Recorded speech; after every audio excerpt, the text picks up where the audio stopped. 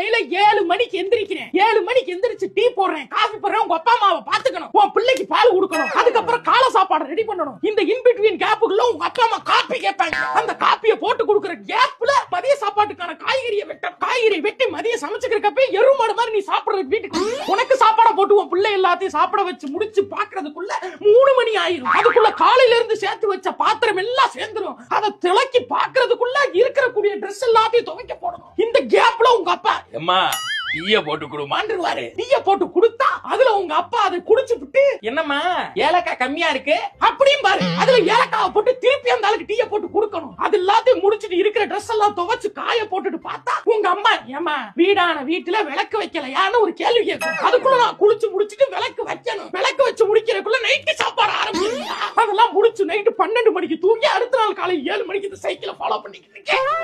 என்கிட்ட வந்து நீ கேள்வி கேட்கிறியா? நீ நான் சும்மா இருக்கனா? சொல்லுங்க, நாங்க சும்மா இருக்கமா?